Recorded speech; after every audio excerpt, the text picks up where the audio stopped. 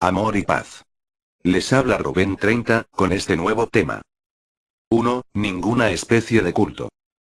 La Iglesia romana distingue entre culto de latría dedicado a Dios, de hiperduría que se dedica a María y de duría, que es el que se rinde a los santos. Sin embargo, estos términos religiosos no aparecen en la palabra de Dios, ya que la Biblia no entiende de estos sofismas y, mucho menos por supuesto, entiende el vulgo. La verdad es que a María, dentro del romanismo, el culto que se le rinde es el que solo se debe a la divinidad.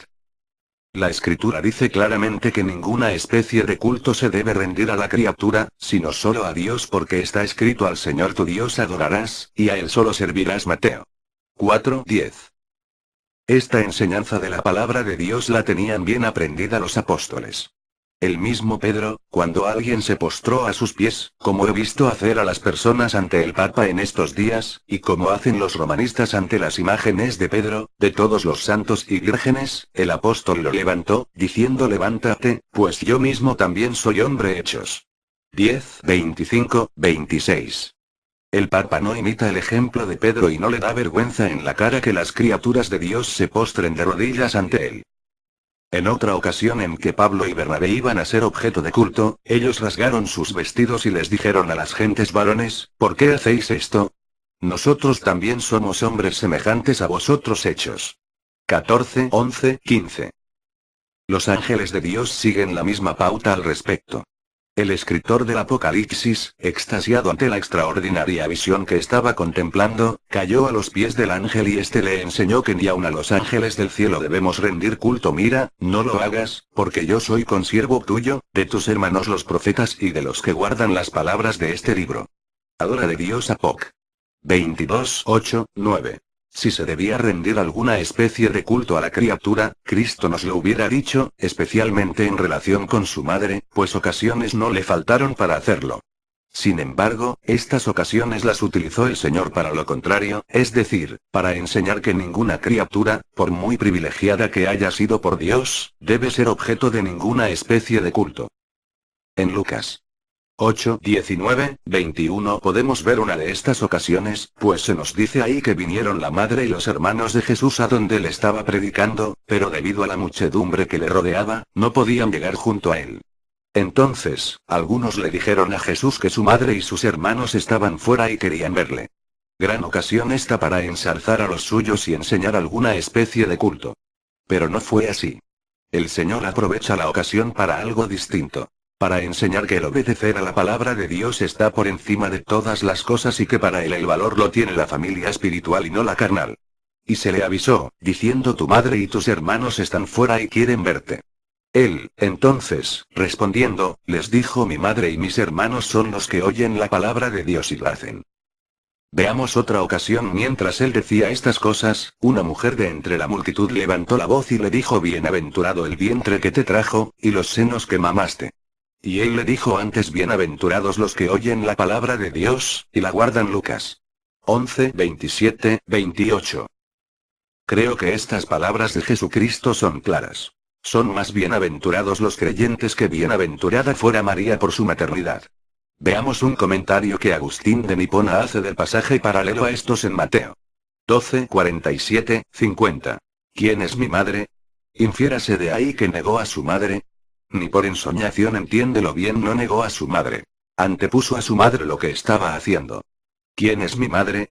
Si a uno que se halla en un inminente peligro y tiene padre y le dices: tu padre te libre, sabiendo que no puede su padre hacerlo, no te responderá con sumo respeto a su padre, mas también con suma verdad: ¿quién es mi padre? ¿Qué vale mi padre?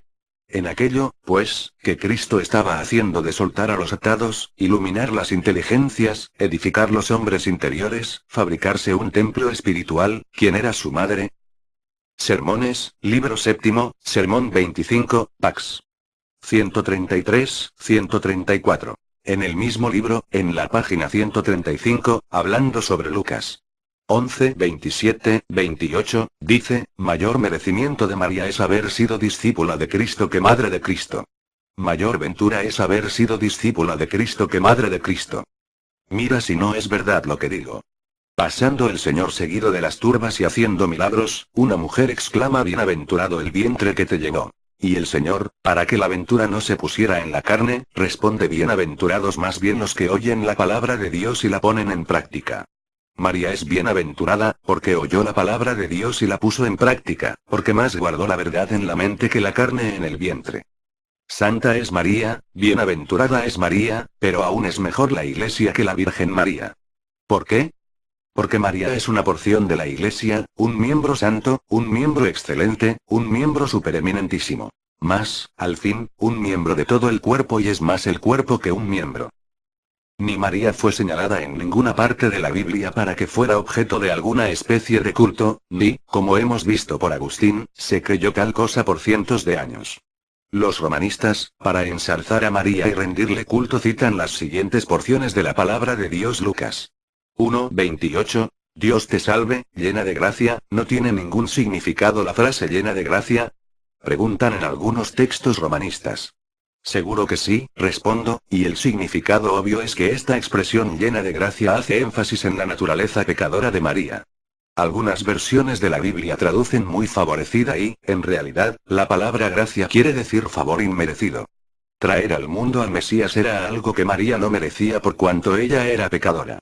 Ella era una muchacha judía creyente, humilde, pero hija de Adán, de naturaleza pecadora, y por esta razón, al ser escogida para ser la madre de Jesús, se le hizo un favor inmerecido llena de gracia, pues esta frase no quiere significar que ella estaba naturalmente dotada con una virtud especial interna.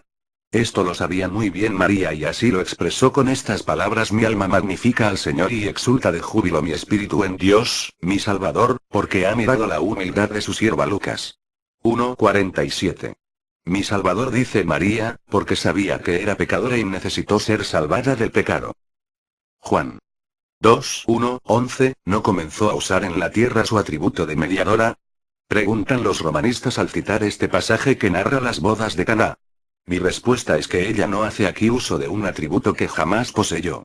En ninguna parte de la Biblia se dice que a ella se le concediera ningún atributo, a pesar de que Roma enseñe que ella es mediadora y le oren en vano diciendo: Santa María, Madre de Dios, ruega por nosotros. Y ella, pues, Señora, abogada nuestra. Esta escena de las bodas la utilizó el Señor para impedir que haya base bíblica para invocar u honrar a su madre de algún modo. Cuando ella le dice que no hay vino, él le responde con aspereza: mujer, ¿qué tienes conmigo? Indicándole claramente que ella, por ser su madre, no tiene ningún privilegio especial ni derecho a inmiscuirse en su ministerio espiritual. Cuando el Señor está lavado en la cruz, como Cordero de Dios, también se dirige a ella llamándola mujer. Juan 19:26. Y cuando a la edad de 12 años subió a Jerusalén para celebrar la Pascua en el templo, Jesús se quedó en dicho lugar sin decir nada a José y María. Más tarde, cuando le encontraron y María le reprende, él la para, diciéndole: ¿por qué me buscabais? ¿No sabíais que en los negocios de mi padre me es necesario estar? Lucas 2:41-50. Es decir, que el Señor siempre se esforzó en hacer ver a su madre que ella, en su ministerio redentor, no tenía nada que ver y que no debía ejercer ningún protagonismo espiritual en absoluto. En este pasaje de las bodas vemos que luego de hacerle ver a María su lugar, concede el deseo de ésta y hace el milagro de la transformación del agua en vino, porque el Señor concede aquellas peticiones que glorifiquen su nombre. En el verso 11 vemos que se dice: este principio de señales hizo Jesús en Caná de Galilea, y manifestó su gloria y sus discípulos creyeron en él. Muchos leprosos fueron a Jesús pidiéndole que los curara. Muchos ciegos, muchos cojos, muchos mancos e inválidos hicieron lo mismo y fueron atendidos y sanados por el Señor. Muchos paralíticos, enfermos y hasta muertos fueron llevados al Señor por otros, para que fueran auxiliados, y lo fueron. ¿Y qué? ¿Tendremos a estos favorecidos por el Señor como mediadores? En ninguna manera. Del mismo modo, María es una persona a la que ningún atributo divino se le ha asignado en la palabra de Dios, y por esta razón no debemos tenerla como mediadora en ninguna manera, porque la Biblia prohíbe confiar en la criatura. Así ha dicho Jehová: maldito el varón que confía en el hombre, y pone carne por su brazo, y su corazón se aparta de Jehová. Jeremías 17:5. La Biblia, además, nos dice que María no es mediadora ni abogada ni salvadora, porque la palabra de Dios nos habla de un solo Salvador, un solo abogado y un solo mediador. Veámoslo. Un solo Salvador: darás a luz un hijo, a quien pondrás por nombre Jesús. Porque él salvará a su pueblo de sus pecados. Mateo 1:21.